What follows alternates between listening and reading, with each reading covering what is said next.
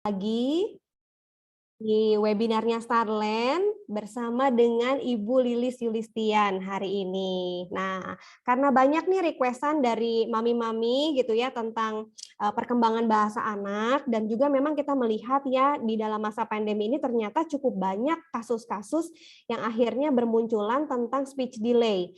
Jadi kenapa akhirnya Starland pun mengangkat tema webinar hari ini, yaitu untuk tips menstimulasi supaya bisa mengatasi dan juga mencegah terjadinya speech delay. Nah, hari ini kita sudah menghadirkan seorang ahlinya, yaitu Ibu Lilis Yulistian. Ya Ibu, selamat siang Bu. Selamat siang Terima Miss kasih nih Ika, Bu Starland untuk Tim dan mami-mami. Iya, siang-siang hari ini kita pengen belajar dari Ibu nih Bu, karena saya perkenalkan dulu ya, Ibu Lilis Yulistian ini pertama Ibu adalah seorang dosen ya Bu ya, yang mengajar Ya, juga, kemudian Ibu juga seorang terapis wicara, dan juga Ibu adalah founder dari Bandung Hearing Center ya Bu ya, betul? Bandung Hearing Care. Oh sorry, Bandung Hearing Care ya, ya oke. Ya. Nah jadi memang Ibu udah benar-benar sudah menjadi praktisi ya di dalam sini. Jadi memang kita tepat sekali nih mengundang Ibu Lilis supaya kita bisa banyak belajar hari ini, Mam, gitu ya. Jadi kalau mungkin ada banyak pertanyaan buat orang tua yang aduh kenapa ya cemas-cemas gitu ya Bu ya. Kenapa kok anak saya umur 2 tahun kosakatanya masih sedikit sekali gitu. Ada juga yang cemas karena kenapa ya kok berbeda gitu dari saudaranya yang dulu. Kalau dulu saudaranya cepat banget gitu, kok yang ini lambat. Apakah saya harus periksa ke dokter atau harus mulai terapi wicara? Nah, hari ini kita akan mendapatkan info selengkap-lengkapnya dari Ibu Lilis, dan juga mami-mami di sini juga bisa bertanya langsung ya nanti ya. Kalau misalnya di rumah ada kekhawatiran apa gitu yang mami-mami mau tanyakan, boleh nanti ada sesi question and answer. Jadi nanti mami-mami boleh siapin chatnya ya. Kemudian bisa ketik-ketik, nanti kita tanyakan langsung ke Bu Lilis. Tanpa berlama-lama lagi, saya mau serahkan waktunya kepada Ibu Lilis. Silakan Ibu Lilis. Ya, terima kasih Miss Ika. Iya, Sebelumnya saya mengaturkan sama-sama. terima kasih kepada Starland yang sudah memberikan kesempatan kepada saya untuk sharing pada kesempatan siang hari ini. Apa kabar mami-mami hari ini? Ada papinya atau mami-mami semua nih?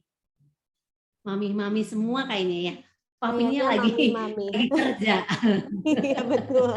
Oke, boleh di unmute dulu. Saya mau dengar mamih-mamihnya dulu bersuara ya. Saya mau dengar mamih-mamihnya bilang kalau saya tanya apa kabar harus jawab luar biasa ya. Coba di Ya, boleh unmute dulu, saya mami-mami mau dengar di-unmute dulu. suaranya. Supaya Karena saya tahu kalau para mamih-mami pasti di sini mami-mami muda lebih banyak ya. Saya tahu kalau mami-mami tidak ngantuk, tapi semangat ya, mau sharing berbagi ilmu di sini. Oke. Apa kabar mami-mami? Luar biasa. Keras. Sekali lagi. Apa kabar mami-mami hari ini? Luar biasa. Luar biasa, keren sekali. Baik. Pada kesempatan hari ini, bismillahirrahmanirrahim. Assalamualaikum warahmatullahi wabarakatuh.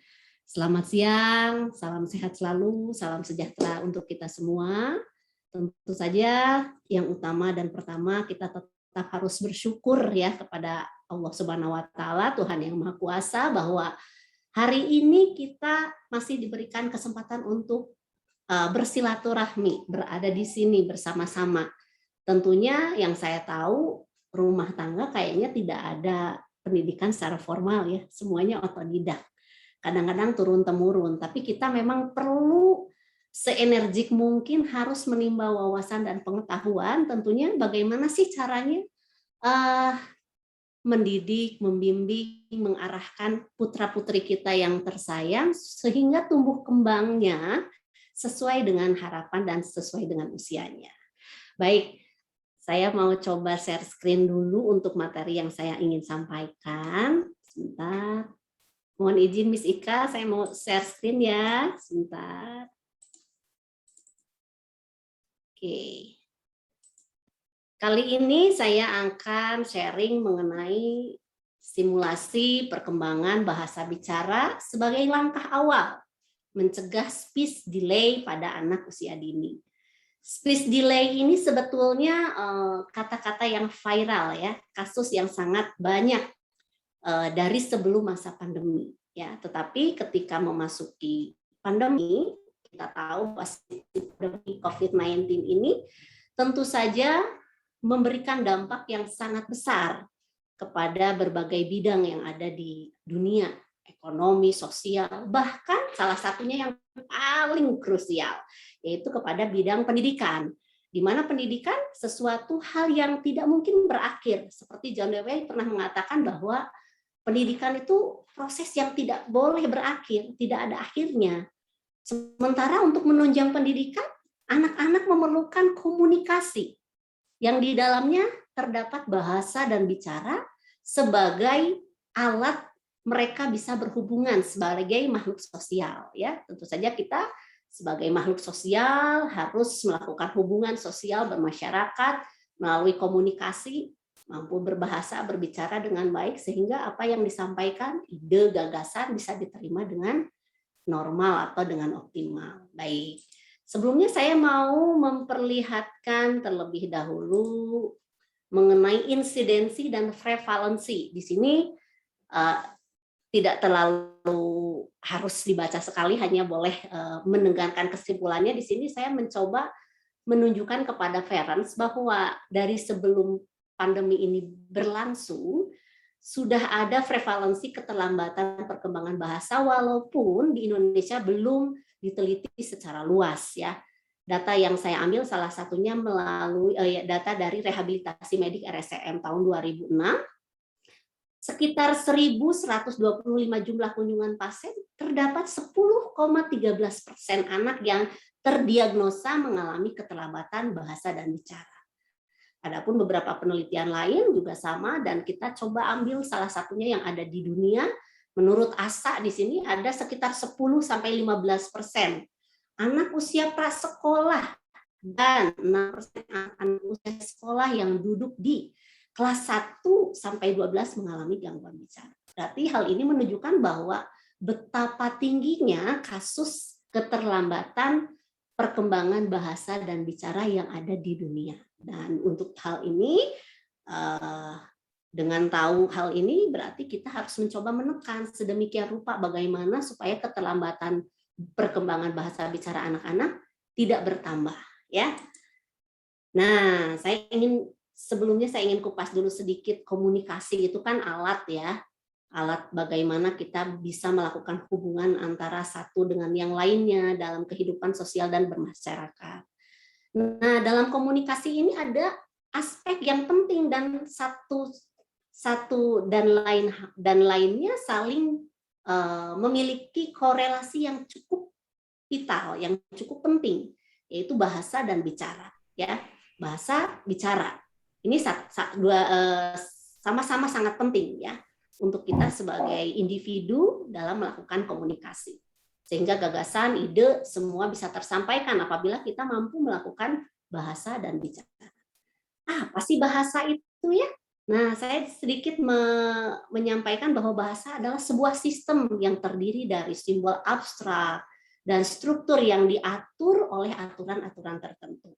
Sebuah konvensi spesifik yang dapat dipelajari. Nah, kesimpulannya bahasa adalah suatu cara bagaimana kita mampu mengekspresikan dan menerima informasi yang berarti ya.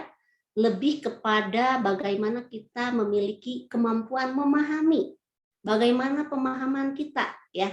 Dan fungsi utama bahasa adalah komunikasi. Apa saja sih aspek penting yang ada di dalam bahasa? Ini sangat kompleks nih ternyata. Bahasa tidak hanya satu kata bahasa udah aja. Di dalamnya salah satu di antaranya kita tidak ada kesulitan atau ada kelainan, maka bahasa yang disampaikan tidak sesuai dengan yang seharusnya, tidak sesuai dengan aturan yang baku. Di antaranya diawali dengan fonologi, satuan bunyi, vokal, konsonan, kemudian morfologi, sudah berupa suku kata-kata, ya, kata yang bermakna. Semantik, bagaimana makna dari arti kata tersebut. Sintaksis, bagaimana cara menyusun kalimat yang baik dan benar. dan pragmatik. Bagaimana kita bisa menggunakan sebuah kalimat atau sebuah bahasa dalam kehidupan sosial dan bermasyarakat. Contoh, saya mau berangkat, saya mau ke belakang, padahal memiliki arti yang sama dengan saya mau ke toilet, ya. Wajahnya tidak cantik. Ini menunjukkan seseorang yang misalnya tidak memiliki wajahnya biasa saja. Nah, artinya ini pragmatik di sini. Ini pun berkaitan dengan bahasa. Oke, sekarang saya ingin menjelaskan mengenai bicara. Apa sih bicara? Bicara mengacu pada kemampuan seseorang untuk mengartikulasikan suara yang dibentuk dengan baik, ya. Jadi kesimpulannya bicara adalah suatu metode pengekspresian bahasa. Bahasa dulu, paham dulu, baru kita bisa mengekspresikan bahasa itu sendiri. Bicara juga kompleks. Salah satu aja ada kelainan di dalamnya. Sudah, bicaranya tidak akan sesuai dengan aturan-aturan yang baku. Apa saja sih yang ada di dalam bicara? Mohon maaf. Saya seperti ini berpidato di depan para mami, sedang melakukan ekspresi bahasa melalui bicara. Ya, di sini di dalamnya saya berbicara satu aspek yang paling penting. Yang pertama adalah artikulasi. Organ-organ artikulator saya harus normal dong, ya. Mulai dari rahang, gigi, lidah, hard palate, soft palate, ya. Kemudian pergerakan rahangnya, lip closure-nya, ini harus normal sehingga saya mampu mengartikulasikan bahasa yang saya pahami dengan normal. Kedua, bicara. Saya mengeluarkan suara. Nah, saya berbicara ini mengeluarkan suara. Suara berkaitan dengan pernapasan kita. Antara ekshalasi dan inhalasi, ya. Bagaimana kita melakukan pernapasan? Tarik napas, buang napas, tarik napas, buang napas. Salah satu aja, nafasnya nggak berfungsi dengan normal, suara yang keluar juga bisa parau, bisa sengau, ya. Nah, oke. Sekarang bicara, apalagi nih aspek yang penting, irama. Saya berbicara memiliki ritme atau nada, naik, turun, tinggi, rendah, ya. Nah, apabila kita tidak memiliki irama kelancarannya, iramanya ada kesulitan atau ada kelainan pada iramanya, kemungkinan bicara saya ngeplet, ya, mungkin monoton, atau mungkin nada kenyaringannya terlalu nyaring. Nah, ini juga berkaitan. Kemudian bicara apa lagi nih yang berkaitan penting dengan bicara? Kelancaran. Saya berbicara di depan para mami ini, apakah memiliki kelancaran yang normal atau terjadi penghentian pada beberapa kata tertentu? Perpanjangan pada konsonan tertentu. Balon. Nah, beca. Gitu kan. Motor. Nah, ini juga masalah, ya. Berarti kategori gagap, stutter, cluttering, ya. Oke, baik. Mudah-mudahan para mami bisa sedikit ada gambaran. Jadi bahasa bicara oke. Berarti ada kelainan di mana nih kira-kira? Nah, gitu ya. Oke, kita lanjut. Nah, bagaimana sih kita bisa memproduksi speech sound dengan baik? Bunyi bicara yang saya keluarkan dengan baik itu akan keluar dengan normal dan optimal apabila seseorang memiliki yang pertama, kemampuan memperhatikan, kemampuan mendengarkan, kemampuan bermain, kemampuan berinteraksi. Kenapa sih harus ada memperhatikan, Bu Lilis? Tidak ada kontak mata, kita tidak mampu berkomunikasi dengan lawan bicara kita. Kontak mata adalah hal yang penting. Tidak mampu mendengarkan maksud, ide, gagasan yang kita sampaikan, maka komunikasi akan menjadi tidak sejalan, ya. Kemudian tidak ada interaksi. Dia senang bermain sendiri, tidak mau interaksi dengan manusia, senangnya dengan benda-benda mati. Tidak akan berjalan juga komunikasi. Selanjutnya apa, Bu Lilis, kemampuan yang harus dimiliki? Receptive linguist, harus memiliki kemampuan dalam memahami. Yang terakhir adalah kemampuan dalam mengekspresikan bahasa. Bagaimana dia berbicara, bagaimana dia mampu menggunakan organ-organ artikulasinya. Begitu. Oke, baik. Lanjut nih. Sekarang speech delay. Speech delay yang kita tanyakan nih, yang banyak menjadi pertanyaan orang tua ya saat ini, bahkan selama pandemi di lapangan saya menemukan space delay itu kayaknya nambahin deh ya. Ini hal yang wajar ya sebetulnya, mungkin karena tadinya orang tua sudah menyerahkan segala bentuk pembelajaran kepada sekolah, tetapi karena situasi pandemi akhirnya kita harus mencoba membantu para guru ya di rumah, tetapi kita bingung nih apa yang harus dilakukan di rumah. Oke, space delay itu apa? Space delay atau keterlambatan bicara merupakan istilah umum yang merujuk pada proses keterlambatan berbahasa dan berbicara, tentu yang tidak sesuai dengan usia perkembangan anak. Kadang-kadang sebagian orang tua menganggap speech delay itu sebagai kondisi yang normal atau hal yang biasa dialami dalam proses tumbuh kembang. Padahal terlambat bicara jika dibiarkan dan tidak ditangani dengan rujukan pada ahli yang terkait bisa menjadi satu gangguan yang serius ya. Bahkan mungkin yang tadinya hanya mengalami speech delay yang ringan saja, tapi karena memang tidak normal lah, biarin aja nanti juga berkembang dengan sendirinya. Toh saya juga dulu begitu kata orang tua saya. Ini zaman beda Bu. Kalau kita tidak segera care, tidak jeli, peka, lama-lama ya speech delay-nya akan bertambah berat. Ya, oke, baik. Keterlambatan bahasa dan gangguan bahasa, apa bedanya nih? Nah, keterlambatan bahasa di sini atau language delay, di mana kesulitan untuk memahami dan menggunakan bahasa baik secara lisan, tertulis, ataupun sistem simbolik lainnya. Di sini terminologi delay-nya digunakan untuk menggambarkan kondisi di mana anak belajar dengan proses yang lebih lambat dari umumnya. Dan lambat laun akan mampu mencapai kemampuan yang sesuai dengan anak lain pada usianya. Ini delay, language delay. Ya. Sekarang apa sih bedanya dengan gangguan bahasa? Language disorder. Ya. Gangguan pemahaman dalam menggunakan bahasa secara lisan, tulisan, ya, atau sistem simbolik lainnya. Baik dari sisi bentuk, yang fonologi, morfologi, sintaktis, dalam segi isi, semantik, dan ketiga adalah dalam segi fungsi, pragmatiknya, atau mungkin campuran dari ketiganya. Nah, terminologi disorder di sini akan mengacu pada suatu gangguan yang menetap yang dapat disebabkan oleh kondisi klinis ataupun tidak. Nah, kita lihat kira-kira misalnya kita punya kolega atau punya putra-putri, kira-kira ini masuknya apa ya? Language delay atau language disorder? Nah, kita coba buka lagi nih. Nah, speech delay apa sih penyebabnya? Kadang kita bingung speech delay. Dulu saya usia 2 tahun, orang tua saya bilang, belum bisa ngomong, lama-lama 3 tahun dia bisa ngomong. Nanti anak kamu nanti juga ngomong, 2 tahun tenang aja. Ibu, zamannya beda, teknologi sudah berkembang. Ya, kita nggak bisa nahan-nahan tuh gadget, nggak bisa masuk. Kita harus selalu update teknologi. Makanya semakin banyak teknologi masuk, ada sisi negatifnya, ada sisi positifnya.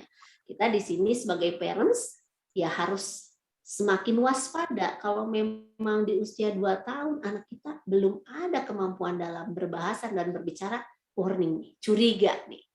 Apa nih? Ada apa nih? Ya. Pertama, genetik atau keturunan. Kemungkinan besar ada yang diturunkan. Tetapi perlu digarisbawahi, keturunan itu biasanya terjadi pada kisaran usia yang sama. Biasanya misalnya saya belum bisa bicara, tetapi ya kita harus pastikan stimulasi dari sejak 0 bulan kelahiran sampai 2 tahun itu dilakukan secara intensif atau tidak, ya itu kita harus cek. Kedua, gangguan pendengaran.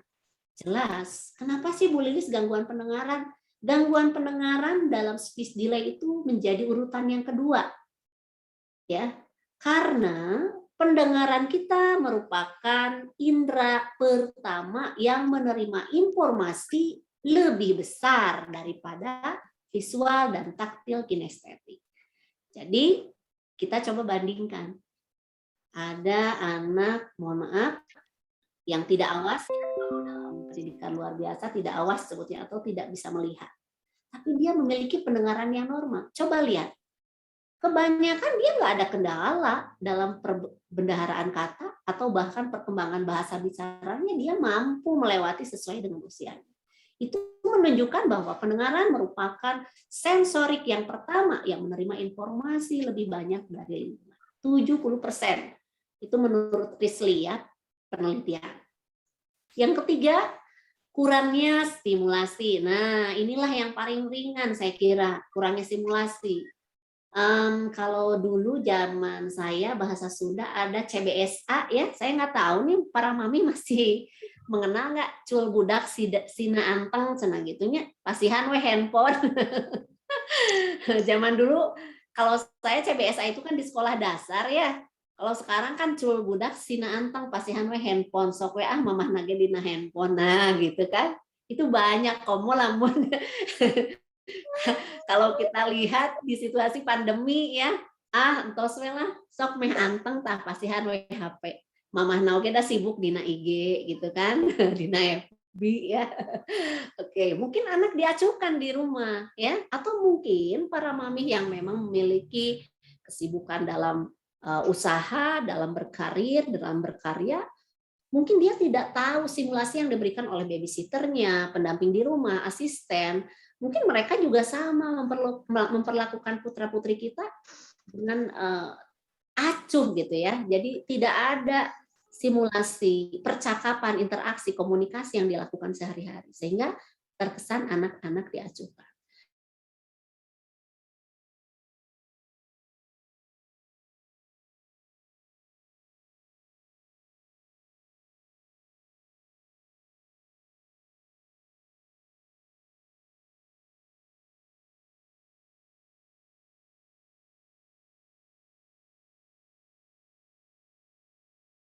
Sinyal di Ibu Lilis. Sudah mulai. Lilis?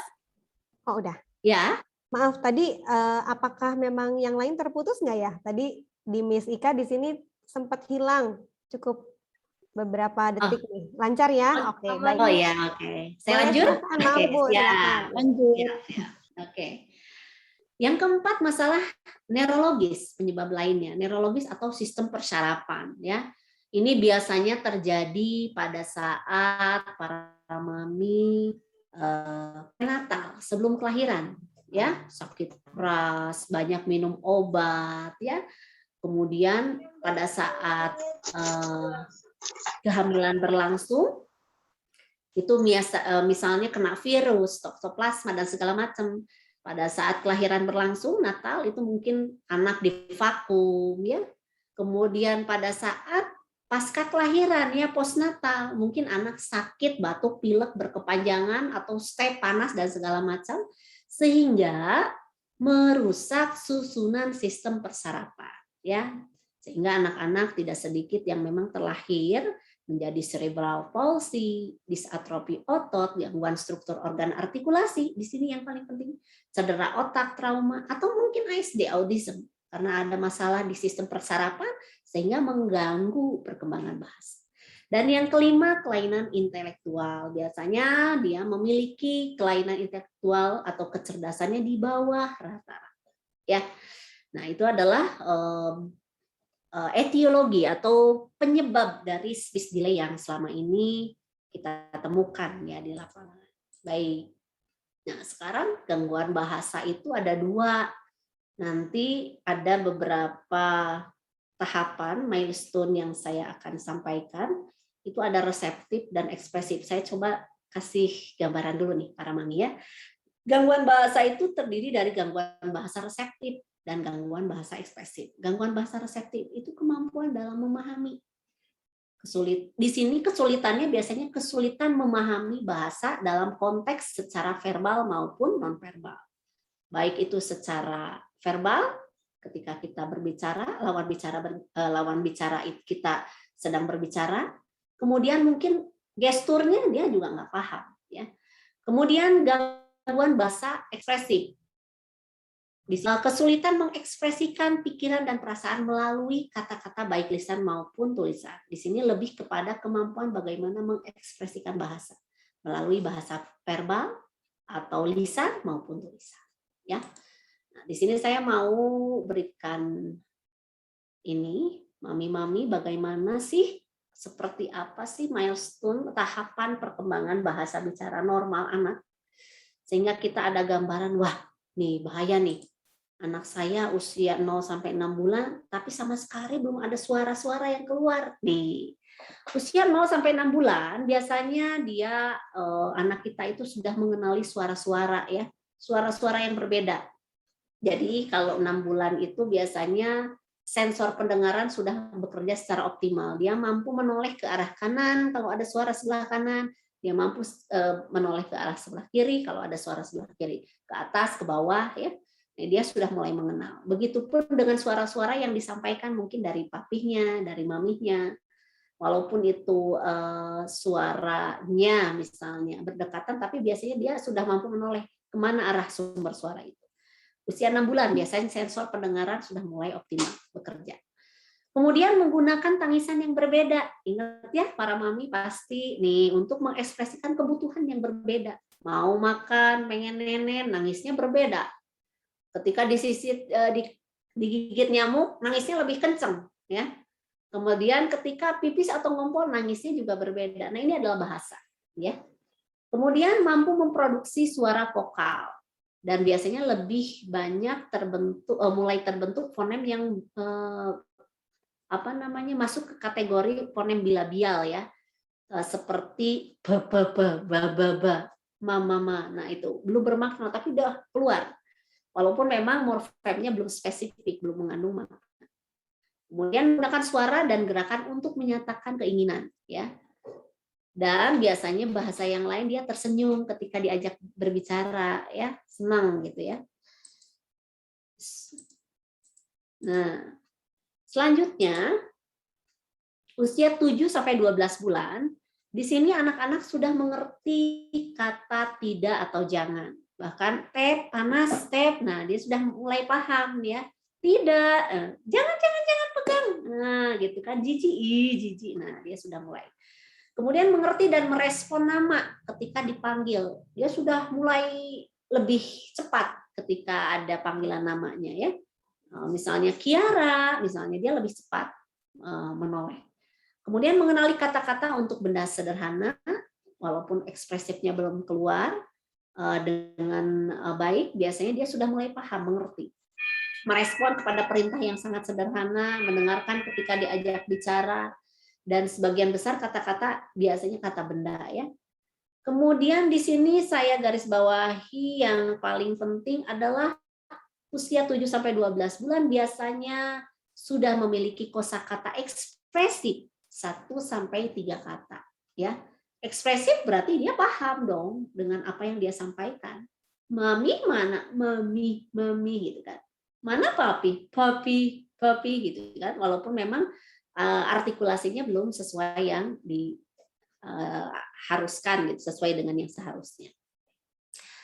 Kemudian di sini anak-anak sudah mulai kategorinya ke true speech atau dia sudah menggunakan intentional speech ya, kata-kata yang disengaja. Kalau misalnya ayahnya datang dia bilang papi gitu kan. Ya, kalau misalnya ada sesuatu yang dia sering dikenalkan dia juga akan berujar ketika lihat ya, itu biasanya di 12 bulan true speech ya. 13 sampai 18 bulan biasanya anak mampu mengidentifikasikan 1 sampai 3 anggota tubuh ya. Ini minimal. Kemudian di sini yang pentingnya saya coba menggunakan 3 sampai 20 lebih kata ya di usia 13 sampai 18. Berarti 3 sampai 20 lebih kata. Berarti pemahamannya udah lebih banyak gitu kan. Ya. Meminta hal-hal yang diinginkan ya. Mau kue? Mau gitu kan misalnya ya. Kemudian di sini intentional communication-nya sudah lebih meningkat. Biasanya sudah lebih cerewet ya. Sudah mulai banyak kata-kata ekspresif yang dikeluar, ekspresi bahasanya sudah mulai banyak keluar, hanya memang biasanya mengalami ketidakjelasan, masih mengalami ketidakjelasan. Itu hal yang wajar, minimal dia paham dengan apa yang dia sampaikan. Kemudian 19 sampai 24 bulan ini memiliki kosakata ekspresi reseptifnya sudah mencapai 300 kata atau lebih, ya. Bayangin 19 sampai 24 bulan berarti sekitar 2 tahunan, Bu. Ya. Para mami di sini 300 kata, dia harus paham kata-kata. Sementara yang dia bisa sampaikan, dia ekspresifkan itu sekitar 50 sampai 100. Nah, kalau misalnya ekspresif itu biasanya lebih sedikit dari reseptif. Pemahaman biasanya lebih banyak. Tapi kalau yang diekspresifkan atau mampu diujarkan itu biasanya lebih sedikit. Tetapi di sini harus terus meningkat. Seiringnya usia bertambah terus meningkat. Dan kejelasan kata-katanya sudah mampu bicara spontan kira-kira 25 sampai 50% mulai dimengerti oleh orang lain, ya. Di sini sudah mulai senang apabila dibacakan cerita, gitu kan. Anak-anak sudah mulai banyak nanya nantinya. Usia 2 sampai 3 tahun. Nah, di sini memahami konsep kuantitas. Satu, ya. Semuanya, gitu kan. Nah, kemudian memiliki kosakata reseptifnya nambah ini 500 sampai 900 kata. 2 sampai 3 tahun, ya. Kemudian sudah mulai menggunakan frase 3 sampai 4 kata. Aku mau pipis, ya. Mami mau susu, ya.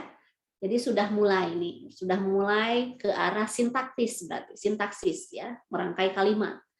Menggunakan ekolali apabila memiliki kesulitan untuk memilih kata yang tepat. Dan bicara spontannya atau kejelasannya sudah mencapai 50 sampai 75% mulai dapat dimengerti orang lain, ya. Dan vokalnya sudah lebih baik lagi. Ini saya tidak bacakan satu persatu, tapi saya akan bacakan benang merahnya aja. Nanti selanjutnya mami-mami bisa lihat, oh ini kira-kira udah di tahap ini belum, gitu ya. Oke.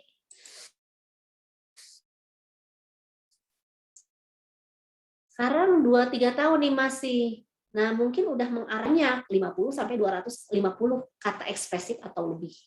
Senang mendengar cerita, nyanyian, bahkan anak-anak 2 sampai 3 tahun lebih aktif kalau bernyanyi, sajak, menggunakan kata-kata untuk beberapa fungsi yang berbeda. Ini sudah mulai mahir, ya. Tetapi kadang-kadang di sini masih ada beberapa vokal konsonan, baik itu di awal, di tengah, di akhir yang hilang, ya.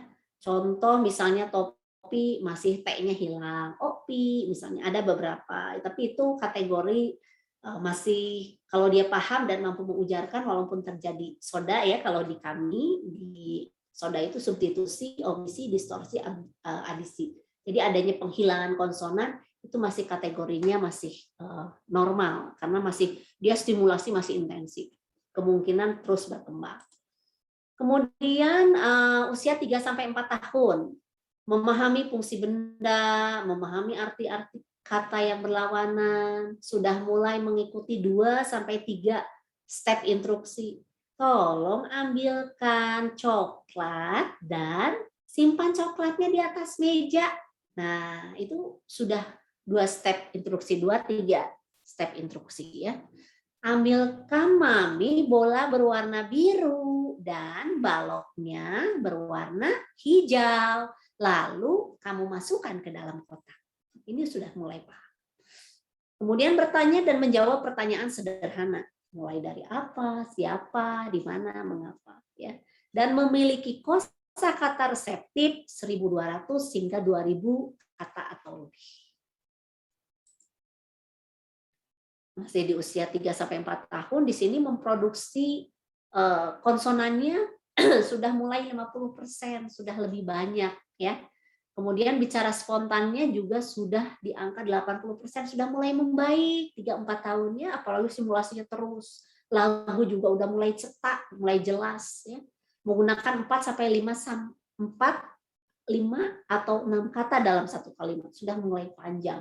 tadi aku lihat kucing berwarna kuning di jalan loncat-loncat. Nah, tadi aku lihat laba-laba berjalan di atas dinding. Nah, itu sudah mulai ya. Menggunakan 800 hingga 1.500 lebih kata ekspresif. Udah lebih banyak nih, Bu, ya. Kecepatan bicaranya meningkat. Kadang-kadang dia memanipulasi orang dewasa dan teman. Seperti orang dewasa gitu ngobrolnya saking cerewetnya, ya. Nah, di sini udah mulai kelihatan. Menggunakan kata-kata untuk berbagai fungsi. Sudah pintar di sini kategorinya, ya. 4-5 tahun di sini sudah mulai paham dengan kuantitas, angka, ya, warna, konsep spasial, kosakata reseptifnya juga bertambah menjadi 2.800 kata, ya. Kemudian juga di sini sudah mulai menggunakan kalimat dengan tata bahasa yang benar. Ya, baik itu kuantitas, kepunyaan, kata yang menandakan masa depan. Aku ingin pergi ke kebun binatang, mau lihat harimau yang besar, giginya taring. Nah, dia sudah mulai. Dan di sini mampu memproduksi konsonannya dengan 90% akurat. Sudah mulai jelas, sudah mulai paham, dan banyak konsonan yang memang yang kadang-kadang sulit diucapkan di usia 4-5 tahun ini sudah mulai dia pahami dan bisa diekspresikan. Nah, ini masih di usia 4-5 tahun, ini berbicaranya sudah semakin cepat. Kecepatannya kadang-kadang 186 kata per menit menurut penelitian, ya. Ini saking cerewetnya nih anak. Nyanyi iya, pinter ya. Sajak iya, ngobrol, dengerin cerita, segala macam, ya. Oke. 5-6 tahun di sini sudah mulai mampu menamai 6 warna dan 3 bentuk, ya. Mengikuti instruksi yang diberikan dalam suatu kelompok. Kemudian secara verbal merespon kepada salam yang diberikan. Kadang-kadang bagaimana kok bisa terjadi hujan, ada pertanyaan dari anak-anak, ya. Memiliki kosakata reseptif 13.000 kata atau lebih, ya, dan mampu menamai hari-hari dalam 1 minggu secara berurutan. Ini udah konsep-konsep pendidikan di playgroup itu sudah mulai masuk dan anak-anak sudah mulai menguasai. Oke. Sini sudah mulai berkomunikasi dengan mudah dengan orang dewasa, ya. Sudah lebih enak. Di usia 6-7 tahun di sini sudah lebih pandai lagi dan kosakata reseptifnya sudah di angka 20.000 kata. Itu berdasarkan hasil penelitian, ya.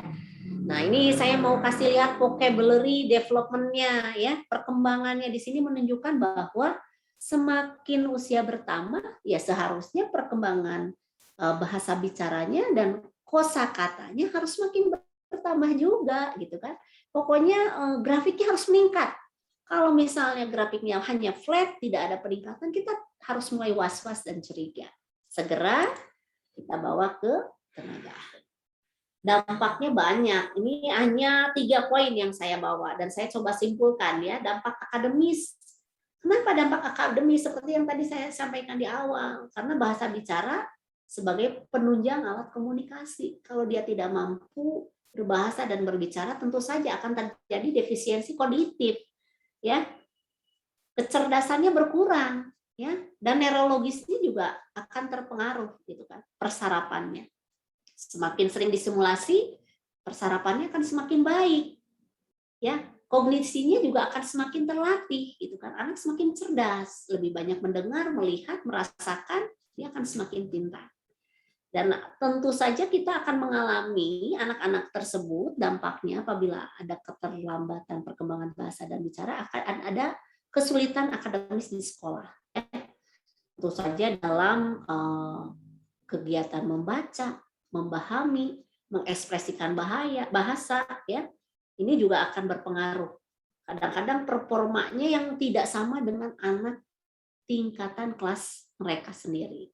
Kadang-kadang menghindari sekolah karena dia udah mulai, kenapa ya teman-teman saya kan berbahasa bicaranya atau komunikasinya baik, lancar. Saya seperti ini, dia udah minder. Dan memiliki kesulitan dalam ujian. Seperti itu. Nah, apa yang harus dilakukan? Para mami, di sini saya memberikan sedikit tips. Di sini yang harus kita lakukan adalah screening perkembangan ya. Kalau memang kita sudah curiga melihat tadi tahapan perkembangan tadi, oh ini saya curiga nih. Bawalah ke dokter, kita konsultasi dengan ahli terkait sehingga bisa ditangani dengan sedini mungkin. Karena kita mengejar ketertinggalan itu kalau misalnya masih di usia emas, kita tidak terlalu sulit gitu kan melakukan intervensinya. Ya. Kemudian pemeriksaan perkembangan. Nanti mungkin ahli-ahli terkait akan melakukan pemeriksaan perkembangan mulai dari cek pendengarannya seperti apa gitu kan, motoriknya gitu kan, motorik bicaranya, gitu kan. Motorik kasar, motorik halus itu juga akan dicek atau mungkin sistem persarafannya ya. Nah, barulah di situ akan ada penegakan diagnosis. Apa nih kasusnya? Diagnosanya apa? Intervensinya harus seperti apa ya?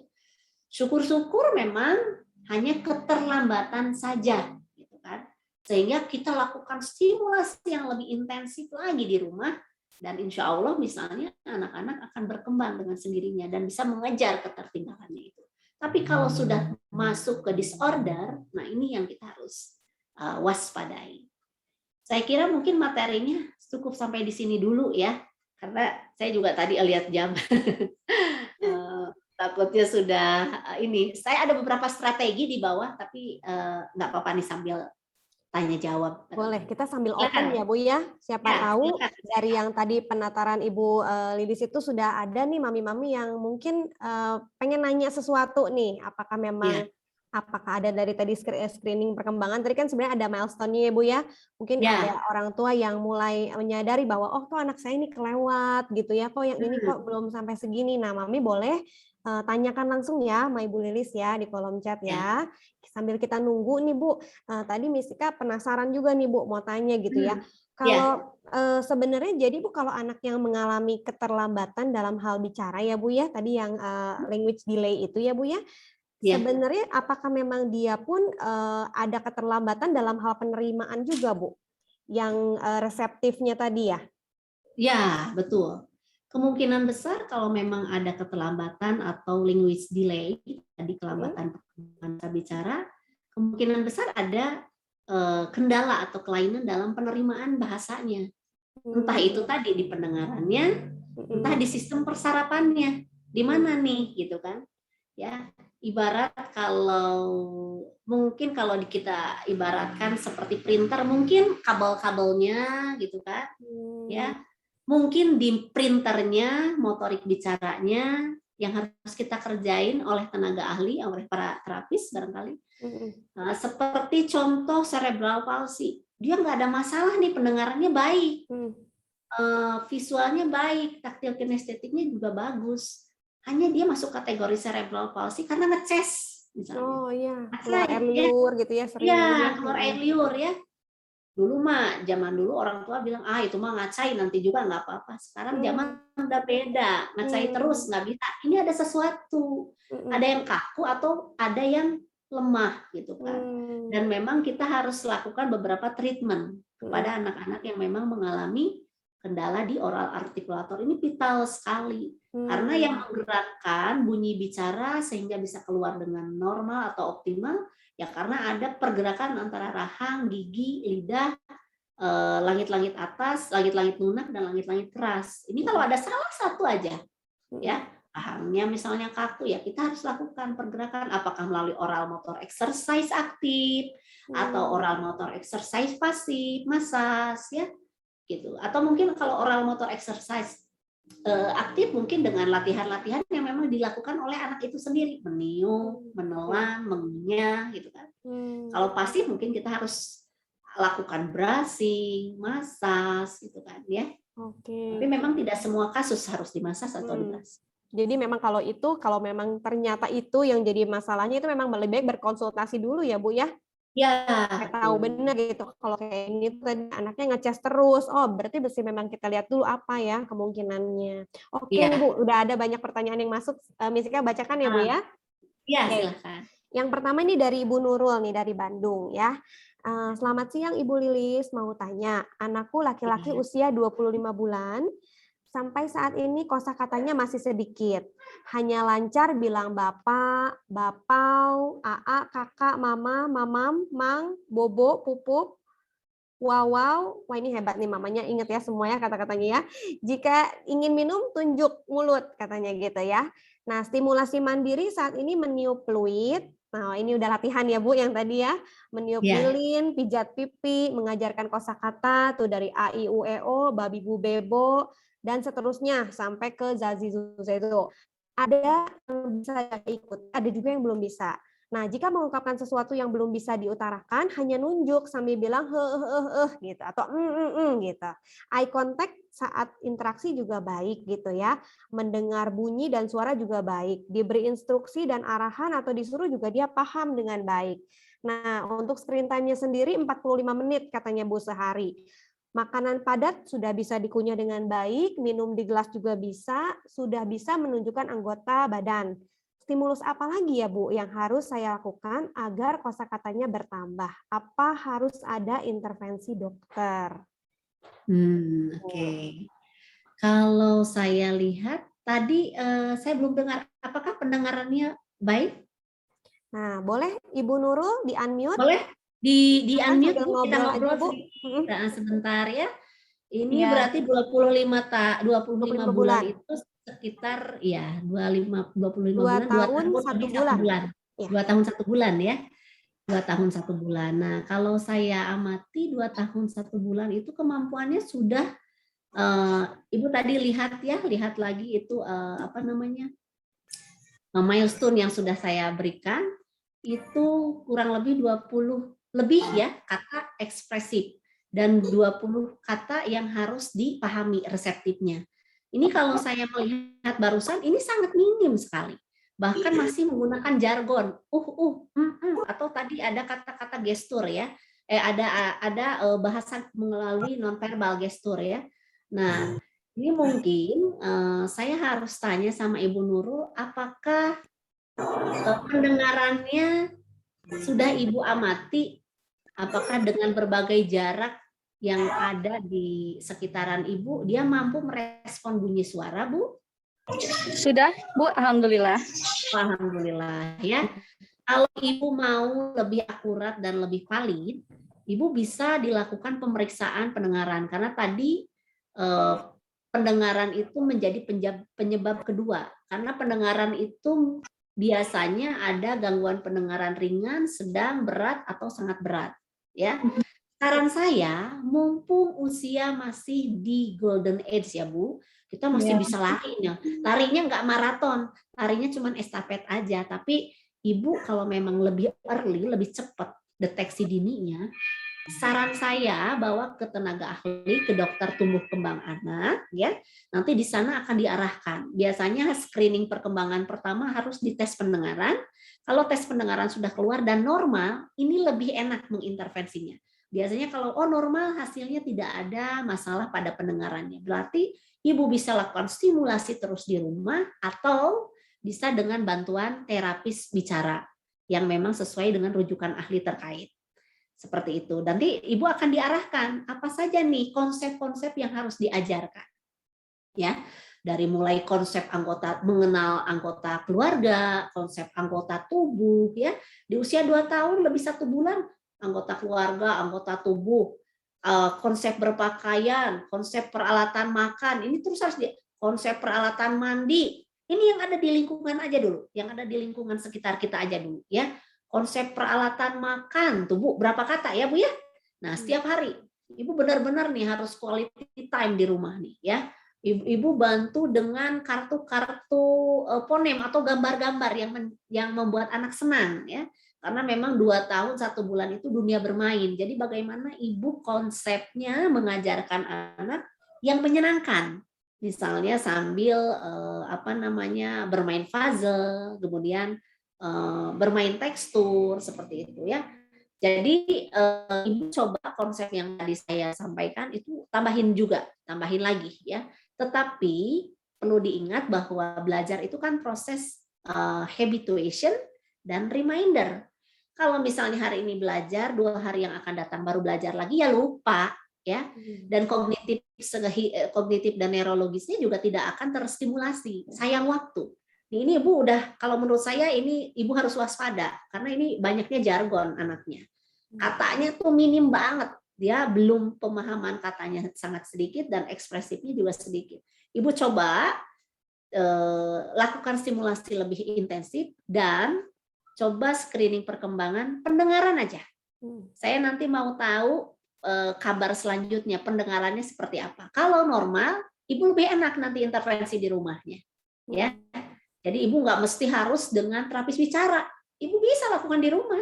Kalau misalnya Ibu lakukan oleh terapi bicara dan kondisi pendengaran nggak ada masalah, menurut saya sayang ya.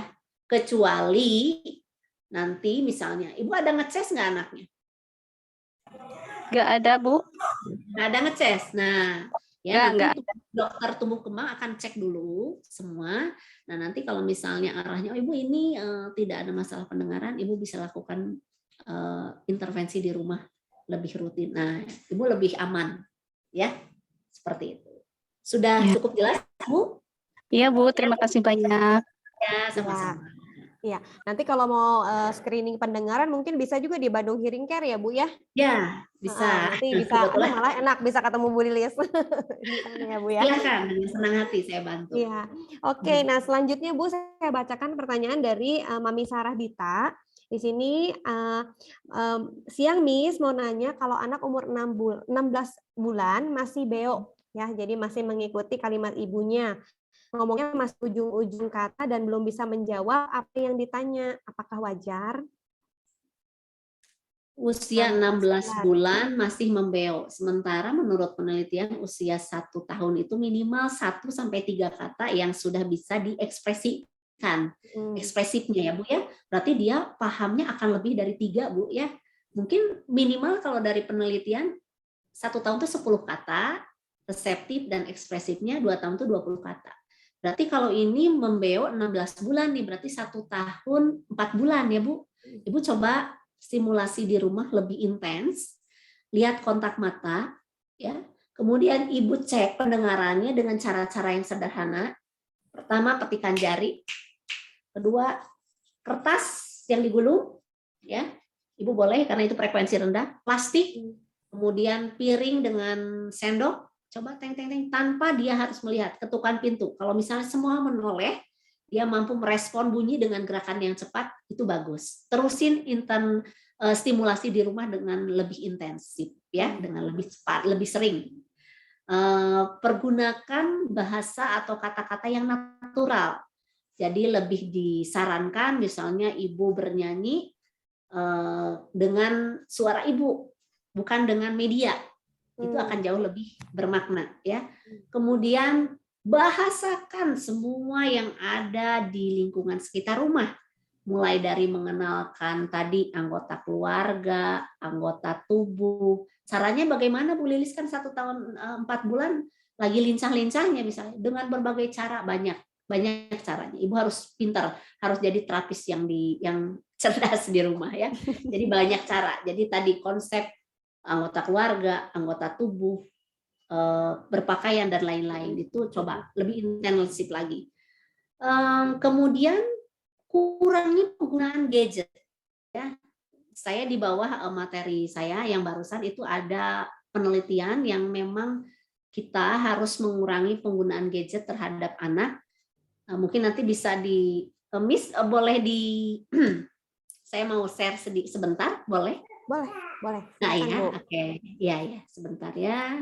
Ini ada beberapa strategi, tapi strategi mas cukup. Nah, ini untuk penggunaan gadget atau media elektronik berdasarkan penelitian 0 sampai 18 bulan sebaiknya sebetulnya tidak ada paparan ya, kecuali video chatting, mungkin ngobrol via telepon nggak ada masalah.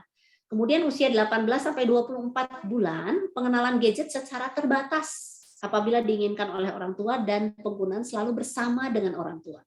Nah, ini anaknya pun tidak dibiarkan menggunakan gadget sendirian, jadi tetap dalam pendampingan. Usia 2 tahun sampai 5 tahun, maksimal 1 jam penggunaan gadget ya, dengan diawasi atau disupervisi oleh orang tua. Dan orang tua disarankan untuk menonton bersama anaknya. Pilihlah program-program yang memiliki konten yang baik dan berkualitas. Nah, ini berdasarkan hasil penelitian loh Bu ya. Sementara situasi pandemi ini kebanyakan memang anak-anak malah lebih anteng dengan handphone teh. Nah, ini yang menjadi kendala kami di lapangan, banyak gangguan speech delay saat ini ya. Kemudian di sini juga hindari program-program yang bersifat fast pace ya. Program dengan isi yang penuh distraksi ya, kekacauan kayak gitu ya, program dengan isi mengandung kekerasan. Hindari menggunakan alat atau media elektronik untuk menenangkan anak. Anak mau makan, kasih handphone ya. Itu sebetulnya tidak disarankan oleh tenaga ahli ya, jadi sebaiknya dihindari. Anak misalnya mau rewel, kasih handphone, jangan, cukup ibu yang menina bobokan, menenangkan anak. Kalau saya boleh berikan saran, dari mulai bangun tidur sampai mau tidur lagi, itu kita membahasakan banyak kata vocabulary yang bisa dikenalkan. Bangun tidurku terus mandi, tidak lupa menggosok gigi. Itu kita tata semua peralatan mandinya. Itu bagus dan natural sekali suara yang akan didengar oleh anak. Ya. 1 jam sebelum tidur tidak ada penggunaan gadget. Nah, pindahkan semua media elektronik dari kamar tidur sebelum tidur. Begitu. Baik, silakan Miss. Oke, wah ini tipsnya bermanfaat banget ya tentang supaya kita bijak juga ya Bu ya pakai gadget ya Bu ya. Iya, betul. Supaya betul. ya memang kita nggak bisa menghindari, tapi at least kita bisa tahu ya strategi apa yang kita bisa pakai supaya gadget itu mendukung perkembangan bukan menghambat perkembangan gitu ya Bu ya. Betul, betul. Oke, nah Bu lanjut lagi ke pertanyaan sebelumnya, tapi sebelumnya mohon izin Bu, sepertinya kita harus menambah sedikit waktu, apakah Ibu tidak keberatan? Ya, silahkan. Sebentar lagi ya Bu ya, harusnya kita selesai di sekarang nih, tapi kita tambahkan 10 menit kalau misalnya Ibu berkenan, kita jawab pertanyaan yang ada ya Bu ya. Ya, silakan. Nah, ini ada pertanyaan juga dari Ibu Tina Dewi dari Bandung. Bu Lilis, anak saya dinyatakan sindrom epilepsi Desember ini, pas 2 tahun pengobatan, dan apakah itu salah satu penyebab speech delay juga? Sekarang disarankan untuk terapi wicara, kebetulan lagi cari juga nih untuk terapi wicara.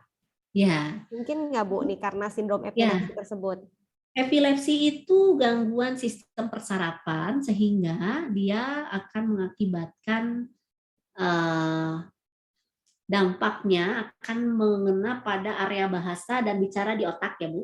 Ya. Jadi itu jaras-jarasnya bukan pabelit apa namanya ya katanya yang lebih halus. Jadi memang jaras-jaras sarafnya itu memang ada yang memang tidak sesuai dengan yang seharusnya. Sehingga mempengaruhi area bahasa di otak dan area bicara. Jadi biasanya ya menurut pengalaman atau berdasarkan pengalaman saya di lapangan, anak-anak epilepsi memang ada beberapa yang mengalami keterlambatan perkembangan bahasa bicara. Ibu jangan patah semangat, walaupun mengalami epilepsi, Ibu lihat tadi yang pertama, Ibu harus kenali pendengarannya. Ya, usianya berapa tahun Ibu? Ibu Tina? Usia putra atau putrinya berapa tahun? Usianya 31 bulan. Oh, 31 bulan itu berarti 2 tahun lebih ya Bu ya? Lebih ya. Ya, 2 tahun lebih itu tadi kemampuannya sudah saya sampaikan ya kepada Ibu. Jadi Ibu harus lihat kira-kira di angka berapa. Tapi kalau boleh saya tahu, sekarang udah bisa berbicara apa aja? Udah banyak Bu, cuman akhir-akhirnya aja bisanya. Oke. Iya. Contoh apa lagi? Minum bisa, tapi selebihnya warna-warna dia udah hafal. Ya. Cuman akhir-akhir katanya aja yang dia Contoh bisa. akhir katanya seperti apa? Misalnya merah, lah gitu. Oke. Nah, kalau memang demikian sekarang usianya udah hampir 3 tahun ya Bu ya, 2 tahun lebih. Saya kira Ibu harus dibantu dengan tenaga ahli ya. Jadi Ibu nanti akan dilakukan screening perkembangan oleh perkembangan bahasa bicara oleh terapis bicara. Nanti dievaluasi apakah ada mengalami gangguan kekakuan pada organ-organ artikulator. Kemudian teknik apa yang akan Ibu lakukan di rumah. Biasanya kalau saya orang tua harus masuk untuk beberapa kali sesi ya. Jadi biasanya saya undang untuk masuk ke dalam ruangan.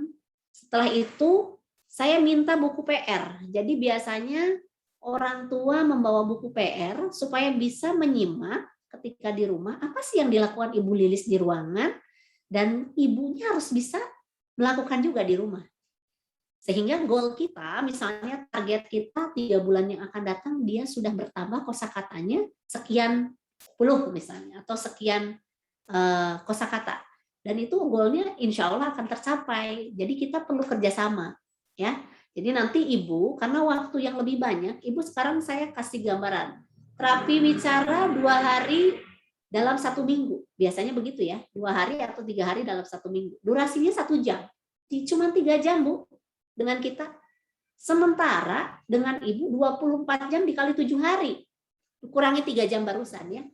Kurangi tidur aja, 12 jam kali 6 kali 7 hari, kurang lebih berapa puluh jam bersama ibu. Nah, ibu dari mulai bangun pagi sampai mau tidur lagi, ibu udah harus melakukan intervensi, ya.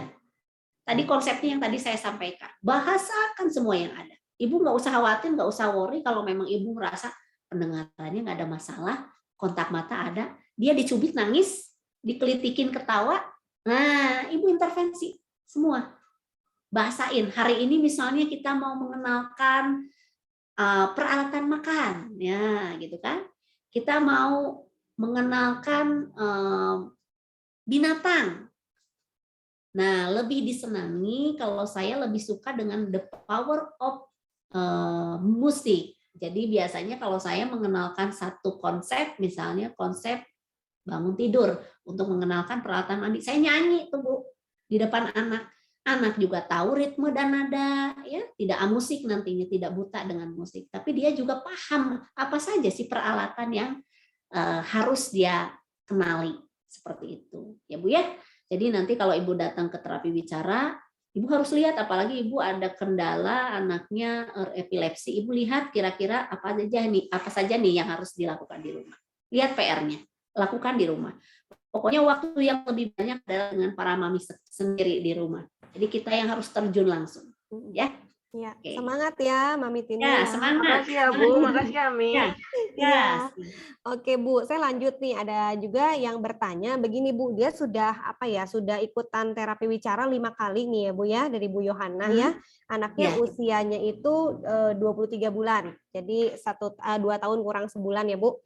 Nah sudah 5 kali tapi belum terlalu banyak kemajuannya, yang keluar masih sedikit. Bagaimana cara stimulasinya di rumah? Mungkin yang tadi Ibu sudah sampaikan ya Bu ya, ada beberapa tips. Nah tapi sebetulnya memang efektifnya berapa lama sih Bu? Kalau ikutan terapi bicara itu? Kalau terapi bicara sih, saya sih kalau ingin menyampaikan idealnya setiap hari 1 jam, seperti belajar sekolah, ya, karena tadi saya bilang reminder dan habituation dan reminder selalu dibiasakan, selalu diingatkan, itu namanya belajar. Tapi kan kita terkendala dengan jadwal, banyak yang memang harus menunggu jadwal juga kan. Sehingga biasanya kita hanya memberikan 2-3 kali sesi dalam seminggu, ya. Jadi kalau saya kurang setuju kalau misalnya para mami menitik beratkan pekerjaan, aktivitas berkegiatan untuk melatih perkembangan bahasa bicara itu hanya dengan terapis. Karena kalau saya pribadi, saya berpikir target saya 3 bulan yang akan datang, kalau bekerja sama dengan orang tua harus tercapai. Tapi kalau ketika datang ke kelas, saya evaluasi apa yang saya ajarkan minggu lalu dan ternyata dia lupa, saya curiga ini tidak diajarkan, ya. Kemungkinan besar dia tidak diulang di rumah. Dan kemungkinan besar juga goalnya mungkin menjadi 6 bulan, gitu kan. Nah, jadi coba mami yang barusan bertanya, coba evaluasi kira-kira 5 kali terapi ini, PR yang diberikan oleh terapi bicaranya dilakukan di rumah tidak? Coba, yuk kita ngobrol dulu. Boleh Mami Yohana ya, sambil bicara langsung ya. Dilakukan. Halo Mami. Halo ya, halo Bu. Ya. Dilakukan. Jadi kan disuruh sama terapisnya itu bermain sambil seperti cerita gitu. Itu setiap hari juga saya waktu lagi mainan juga saya lakukan gitu, Bu. Cuman ketika lagi dia suruh ngulangin misalnya ini apel gitu dia belum mau, Bu, mengulang Iya, iya. katanya itu. Ya. Ibu setiap hari lakukan di rumah juga? Iya. Karena Oke, terapinya cuman ada jadwal seminggu sekali karena memang penuh. Jadi selanjutnya saya sendiri yang lakuin karena saya jauh sama suami, jadi saya cuma seringnya berdua sama anak aja. Oke. 5 kali terapi Ibu lakukan sendiri di rumah, 1 jam dalam 1 minggu ya Bu ya. Berarti sisanya lumayan banyak ya Bu waktunya ya. Jadi kita kurangi tidur malam itu 12 jam lah anggaplah. 12 jamnya waktu keseharian kita dengan adik ya. Kalau boleh saya sarankan diselingi ketika dunia bermainnya sedang berlangsung, selingi materi-materi atau konsep-konsep yang mau kita kenalkan, Bu. Jadi nggak usah patah semangat, cari trik atau konsep yang lebih menarik dengan si Ade. Misalnya kita mau mengenalkan tadi binatang, kita bikin tuh miniatur kebun binatang. Nah, untuk mengenalkan kata ayam, lihat Mami punya apa? Lihat ini bentuknya. Tuh, ada ayam, kukuruyuk. Kasih dulu suaranya, Bu. Jangan langsung si ayamnya. Coba ulangi ayam, nggak menarik buat dia. Ya, kukuruyuk. Yuk kita nyanyi sama-sama. Kuku kukuruyuk, begitulah bunyinya. Ya, kakinya bertanduk, hewan apa namanya? Dia jadi semangat ya. Sekarang kita mau mengenalkan warna. Nih, lihat Mami punya balon banyak. Sini Dek, gitu kan. Lihat balonnya ada berwarna merah, biru, hijau, ya kuning. Yuk kita bermain balon. Warnanya apa nih Dek? Merah. Awalnya dia nggak akan ngikutin Bu. Saya yakin nggak akan ngikutin. Semakin sering dia akan semakin nyimak, semakin nepel informasinya di otak dia. Akhirnya dia berusaha untuk mengeluarkan kata itu melalui organ artikulasinya. Dia paham dulu Bu. Ibu nggak usah khawatir. Ibu jejelin aja Bu. Bahasa apapun. Dari mulai bangun tidur sampai mau tidur lagi, bahasakan semuanya, ya. Tapi tadi tolong ini kan usia-usia emas, Ibu pantau penggunaan HP kalau bisa ditarik dulu lah, karena kita punya target, dia harus berbicara secara verbal. Jadi kalau memang dia udah terstimulasi visualnya dengan handphone itu agak sulit buat kita melatihnya. Jadi Ibu simpan dulu handphonenya, pokoknya Ibu aktivitas yang natural, ya. Kira-kira apa nih yang harus saya lakukan? Saya mau mengenalkan warna. Balonku ada 5. Dia tertarik kan? Rupa-rupa warnanya. Hijau, kuning, kelabu. Nih, semakin menarik. Seperti itu, Bu. Coba Ibu lakukan itu dulu. Stimulasi intensif lagi di rumah. Karena tadi saya tidak mendengar ada masalah di pendengaran. Eye contact baik. Ya. Taktil kinestetik juga Ibu lihat. Kalau semuanya baik, insya Allah Bu berkembang. Pokoknya Ibu intensif dan rutin. Mumpung masih usia 2 tahun, ya. Betul. Oke, semangat Ibu ya. Iya, semangat ya Bu. Dan memang yang tadi ya Bu ya, stimulasi itu untung yang paling ringan ya Bu ya. Jadi kita banyaknya aja Bu karena ada targetnya tuh. Setiap anak itu kan di usia berapa dia punya yang tadi tuh kosakata yang dia pahami itu ada berapa kata tadi Ibu Lili sudah sempat kasih tahu ya. Nah, ini juga dari pertanyaan dari ini jauh juga nih Bu dari Papua Barat ya Bu ya, dari Ibu Yesi. Senang banget nih dari Papua Barat ya bisa gabung. Nah kalau untuk menanyakan red flags mungkin tadi apakah di milestone itu juga sudah cukup membantu ya Bu ya? Jadi Ibu Yesi ini bertanya bahwa anaknya 19 bulan pengen tahu red flags-nya apa gitu. Refleks apa dulu nih Bu? Red flags untuk ini Bu, katanya ingin tahu 19 bulan itu refleksnya apa, anak sudah berbicara beberapa kata, kadang bisa nyambung tapi ya belum jelas, first word-nya sudah banyak, kadang-kadang takut sekali ada yang miss, karena katanya di sana kalau untuk cek tumbuh kembang agak sulit karena fasilitas kesehatannya yang masih terbatas. Nah mungkin boleh dilihat lagi yang barusan nih, yang Ibu Lili sudah sempat. Saya coba buka kamu. 19 bulan. 13 bulan ya? 19, Bu. Oh, 19.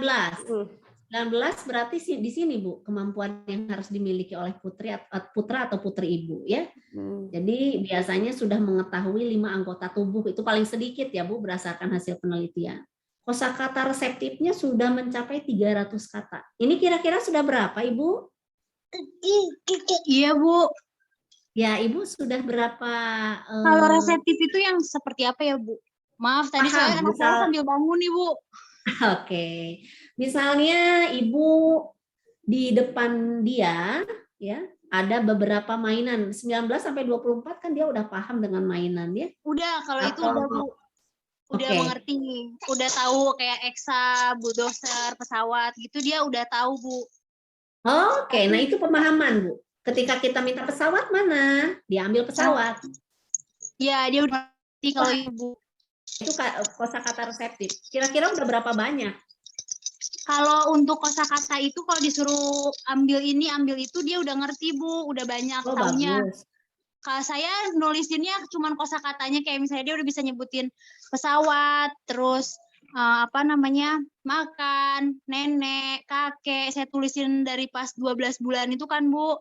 Nah, terus saya sempat tanya di sini, kata dokternya bagus kok Bu, katanya gitu. Cuman kadang karena udah 19 bulan kan udah mau deket ke 2 tahun ya Bu. Terus saya lihat kayak orang-orang kok kadang panik ya Bu, takut karena di sini agak susah gitu ngelihat mau nanya lagi ke tumbuh kembang atau apa. Kalau kata dokter di sini nggak apa-apa Bu, bagus kok katanya gitu. Tapi kayak misalnya kayak nanya lagi kayak ngomong kalau misalnya ayah lagi apa, kadang dia diam, terus dia bilang belum bisa jawab yang kayak main gitu sih belum bisa Bu, tapi dia udah tahu kalau misalnya ayah tolong ambilin bola ya, diambil, dia tahu ini bola, ini tolong simpen di kotak mainan ya, dia tahu simpen di kotak mainan. Terus kayak kalau mau minta nih Bu, dia udah tahu itu ada Al-Quran gitu, dia tahu, tapi dia masih belum bisa bilang, cuman itu ayah mau itu gitu, ayah itu aja ngomongnya gitu. Oke, nah untuk menstimulasi supaya dia berbicara ya, sekarang kan udah mau 2 tahun nih Bu, nggak usah khawatir kalau dia nangis ya. Nah kalau misalnya dia diminta sesuatu, Ibu coba bilang, coba sebutkan dong, baru Mami kasih ya. Misalnya dia minta sesuatu, misalnya dia minta apa ini namanya ya? Coba yang keluar dari dia apa ya? Yang ketika kita tanya, misalnya dia hanya diam saja, atau misalnya dia berujar, tetapi biasanya hari ini dia diam saja. Kemudian setelah sering kita kenalkan, lama-lama dia akan berujar ya Bu ya. Jadi Ibu jangan Ibu harus lebih sabar ya. Jadi hari ini Ibu mau mengenalkan misalnya apel. Dia belum ngomong nih hari ini. Tapi ketika dia diinstruksi oleh Ibu, Ade ambilkan Mami apel, dia ambil tuh apel. Dia ambil apa namanya ya Ade ya? Hari ini dia masih diam. Kita coba kasih perkenalan lagi. Lihat Mami pegang apel. Apel. Kalau bisa, tarik tangannya, sentuhkan ke apel, dia biar merasakan. Itu adalah Montessori Bu. Jadi dia juga harus merasakan apa benda yang ada di hadapan dia. Saya menyarankan kenalkan segala sesuatu yang berkaitan dengan konkret ya, sifatnya harus konkret. Jadi benda asli itu lebih disarankan karena lebih menarik ya, kecuali memang benda yang berbahaya boleh melalui phoneme card, kartu atau gambar yang menarik. Jadi kalau misalnya Ibu mengenalkan coklat misalnya, lihat Mami pegang coklat, apa namanya Dek? Dia nggak ngomong hari ini, nggak apa-apa, bukan berarti dia ada gangguan, belum kesana dulu atau keterlambatan, belum kesana dulu. Kenalin lagi terus. Hari ini kenalin, nanti sore kenalin, mau bobo kenalin. Iya ada coklat, apa Dek? Mungkin besok yang keluar, coklatnya hilang, coknya hilang, yang keluarnya boleh itu bagus. Berarti secara pemahaman dia paham kalau itu teh coklat, tapi dia baru bisa mengekspresikan bahasanya hanya ujungnya aja. Tadi kan masih wajar ya ada penghilangan di awal, di medial dan di akhir. Nah, begitu Bu. Cobain tekniknya seperti itu. Bu kenalin semuanya. Pokoknya mumpung si Ade masih usia golden age ya, 0 sampai 3 tahun. Kenalin berarti dulu semua. Kalau dia bisa, kalau dia udah ngomong, maksud saya gini, kalau dia kan udah bisa nih ini sapi, terus anjing gitu dia udah sembuh. Berarti kan maksudnya saya untuk saat ini agak nggak speech delay gitunya enggak kan Bu ya, maksudnya meskipun dia udah paham Bu. Itu kalau dia udah ngambil, mana Mami minta tolong dong ambilkan sapi. Ibu ajarkannya jangan langsung sapi Bu ya. Tadi diawali kan kita mulai bicara itu mulai dari yang pertama adalah reflex vocalization, babbling, laling ya. Itu berproses sampai ke kata terus speech usia 12 bulan. Nah, begitupun sebaliknya dengan putra Ibu. Jadi boleh lihat ada sapi, dengar suaranya yuk. Mo. Kan menarik buat anak ya. Yang keluar jargon itu dulu. Mo. Oh, kalau ada sapi nanti dia akan ambil sapi dan suaranya mo. Dek, suaranya gimana, Dek? Mo. Nah, itu berproses bertahap sampai dia ingat di kepalanya dia, di otaknya bahwa itu teh sapi dan suaranya mo. Coba Dek ambil anjing, suaranya gimana Dek? Kuk. Nah, Ibu kenalkan dulu bunyi-bunyiannya ya, suara-suaranya dulu supaya dia menarik juga. Jadi ya, mobil-mobilan. Ya, misalnya mobil-mobilan untuk mengenalkan kata mobil, nggak langsung Dek ini mobil. Ada suaranya kan Bu, kalau kita mau main mobil-mobilan, brem. Nah, jadi dia mengenal, latihan juga menggerakkan organ artikulator gitu. Ya, Bu ya? Iya Bu. Makasih banyak ya Bu. Ya. Jadi dibuat menarik, maminya juga harus kreatif ya Bu ya dalam memperkenalkan bahasa gitu ya, dan konsisten, berulang dan berulang, jangan bosan-bosan ya. Konsistennya yang susah ya Miss. Ya semangat ya Bu Yesi ya. Makasih. Ya. Nah Ibu, ini saya ada beberapa pertanyaan, tapi mungkin saya akan pilih satu lagi aja ya. Jadi mohon maaf yang belum terbaca, karena waktunya juga sudah kelewat banyak nih. Kami nggak enak dengan Bu Lilisnya juga ya. Nah tapi mungkin saya akan tanyakan ini yang terakhir ya Bu ya. Saya mau tanya nih yang untuk yang tadi ada nih. Nah dari jenis makanan nih, pertanyaan dari Pak Dedi ya, Pak Dedi Sendani nih. Ada papi-papi ternyata Bu yang datang hari ini. Iya. Semangat papi. Dari Kalsel ya, dari Kalimantan Selatan. Anak kami sedang terapi speech delay. Kami sangat kesulitan dengan jenis makanan dan membingungkan berbagai sumber yang berbeda infonya gitu. Usianya 5 tahun. Jadi ini anaknya usia 5 tahun memang lagi terapi speech delay. Nah, bagaimana dengan makanan, Bu? Adakah memang tekstur tertentu yang memang perlu terus diberikan ya untuk membantu yang tadi kan Ibu sempat bilang tentang latihan ya untuk oralnya sendiri. Bagaimana Bu Lilis? Usia 5 tahun mengalami speech delay, tentu kita harus observasi makan dan minumnya dulu ya Pak. Nah, biasanya kita lihat bagaimana dia proses menelannya, apakah ada kendala tidak dari mulai cairan yang kental sampai cairan yang water biasa ya, air mineral. Kemudian bagaimana proses caranya dia mengunyah, apakah dia tersedap atau dia tidak ada masalah gitu kan, ketika mengunyah dia aman, dia mampu mengunyah makanan. Kalau 5 tahun sudah teksturnya udah keras ya Pak, Malkis Roma, nasi itu sudah mampu, jadi tidak ada kendala. Itu harus dilihat juga. Kemudian dari sisi bagaimana dia meniup. Jadi tadi mengunyah, menelan, meniup. Ya, meniupnya bagaimana? Apakah dia ada kendala ketika dia meniup? Dia tidak mampu meniup balon air misalnya, atau balon karet, atau dia sama sekali nggak mampu meniup tisu yang disimpan di depan mulut kita. Ini kan, nah, ya, coba. Dan apakah dia memang tidak mampu meniup tisu yang disobek-sobek? Nah, itu diobservasi sama Bapak. Kemudian meniup apa lagi Bu Lilis? Lilin. Nah, itu coba observasi. Apakah dia mampu meniup, gitu kan? Kemudian apakah dia mampu menghisap? Ya, menghisap. Kalau 5 tahun saya sarankan untuk meniup susu ultra, ya, atau jus yang ada sedotannya. Nah, itu dia gimana meniupnya? Bapak lihat dulu itunya, fase menelannya, fase makan dan minumnya, apakah ada kendala? Kalau tidak ada kendala, apakah sudah dipastikan speech delay ini gangguan dia tidak memiliki gangguan pendengarannya normal? Apakah ada eye contact? Kemudian juga apakah dia ketika kita lakukan, maaf, kita cubit, dia nangis, dia merasakan sakit, kemudian kita kelitikin dia tertawa. Nah, itu Bapak coba observasi ya.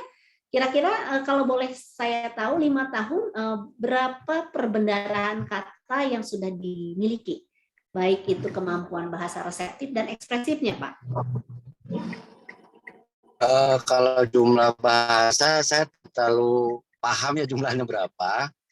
Itu, jadi kosakatanya udah berapa. Cuman setelah melakukan terapi sudah hampir 2 bulan di Kota Banjarmasin, itu perkembangannya sudah ada, sudah bisa dari segi pendengaran, kemudian dari segi dicubit segala macam, responnya memang normal gitu kan. Cuman kontak mata ada, ya, Pak? Kontak mata itu sekali-kali. Gitu. Dan malah itu ada kategori antara speech delay dan hiperaktif. Kita juga kan nggak paham itu.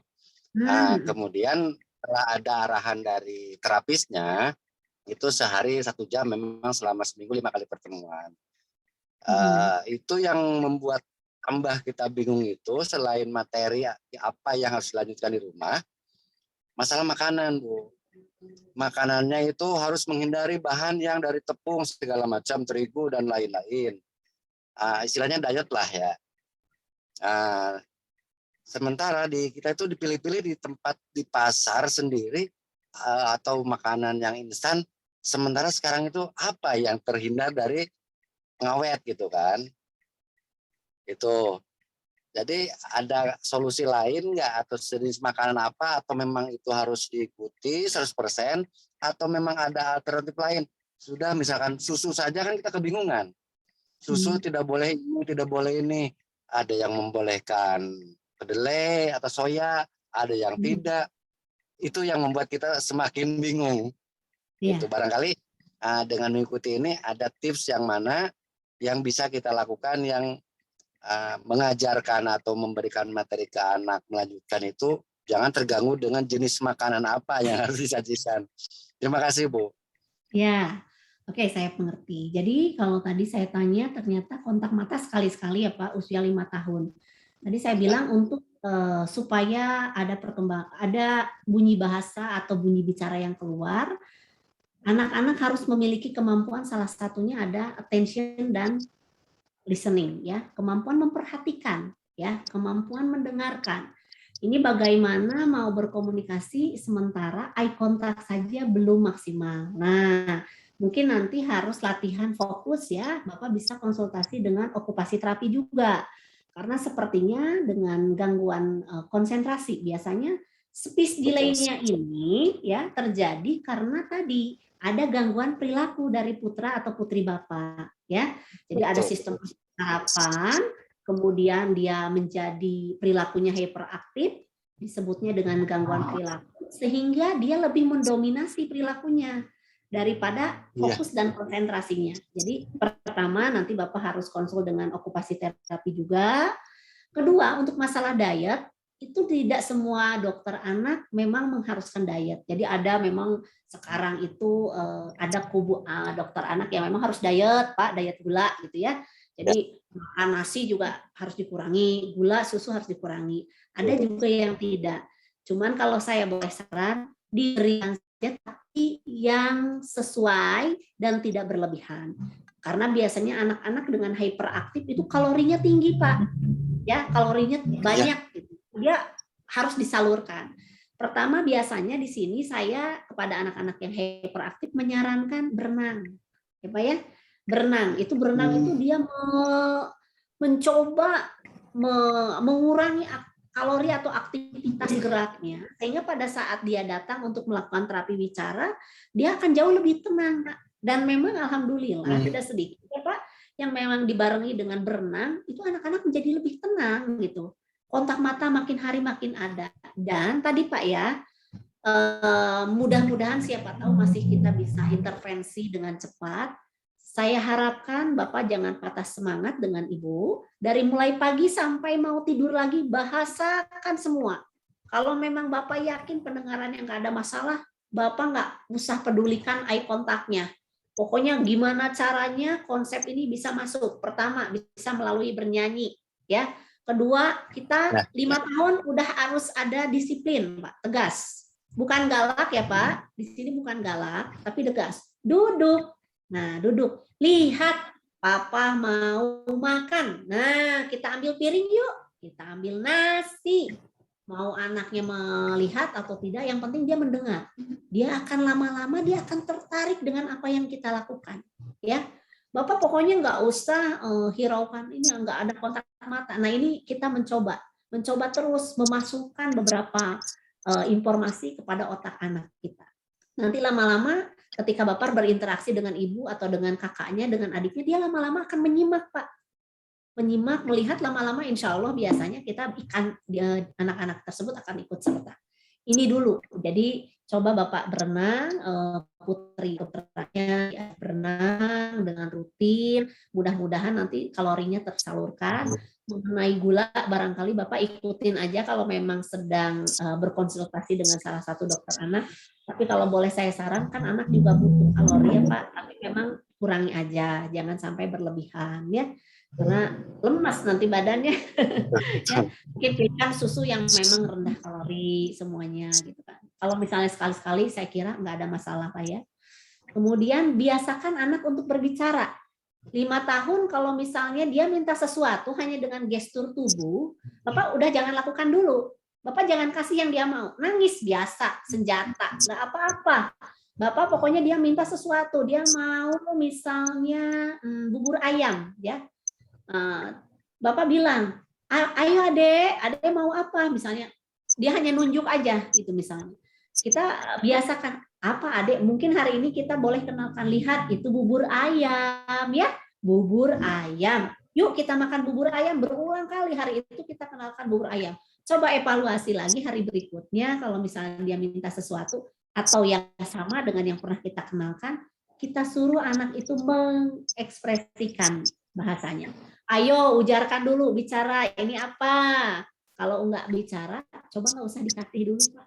Ya, nangis nggak apa-apa, biasa. Jangan berasumsi bahwa ini galak, bukan Pak, ini tegas. Jadi dia nanti akan berpikir bahwa saya kalau meminta sesuatu harus berbicara, gitu kan? Tidak bisa menggunakan gestur atau bahasa nonverbal. Seperti itu. Bapak coba dicoba ya. Mudah-mudahan bisa bermanfaat. Terima kasih. Ya, sama-sama. Wah, beruntung banget ya kita bisa ngobrol sama Bu Lilis, detail banget ya. Saya senang banget deh Bu. Maksudnya banyak pasti orang tua di sini juga ya. Mungkin Pak Dedi juga jelas ya Pak ya. Jauh sekali oleh Ibu Lilis ya. Nah, terima kasih juga tadi buat mungkin Bu Siti dan juga ini tadi ada juga bukan Bu Siti, Bu Rika yang bertanya tentang bagaimana tentang kontak mata ya. Tadi juga sempat dibagikan oleh Bu Lilis. Oke. Nah, terima kasih banyak nih untuk semuanya sudah berpartisipasi hari ini, khususnya untuk Bu Lilis, untuk waktu dan segala ilmunya yang sudah diceritakan sama kita semua ya. Kita semua di sini bisa jadi lebih tahu cara-caranya, kemudian apa yang mesti kita terus lakukan secara tadi konsisten ya, terus dibahasakan sepanjang hari gitu ya. Apalagi tadi anaknya masih di usia golden age, itu momen banget di mana kita masih bisa stimulus ya Bu ya. Sebelum jangan sampai dibiarin, jangan terlambat gitu ya. Terus aja distimulus tadi dengan kesabaran, dengan memang kreativitas juga dari orang tuanya gitu ya Bu ya. Nah, ada lagi Bu mungkin pesan yang mungkin terakhir yang di webinar ini yang mau Ibu katakan kepada mami-mami atau papi-papi yang ada di sini? Saya boleh 2 menit aja munculin video biar ada gambaran harus gimana sih di rumah itu kreativitas yang harus dibangun gitu ya. Ya, Miss ya, mohon izin ya, saya share sebentar ya. Oke.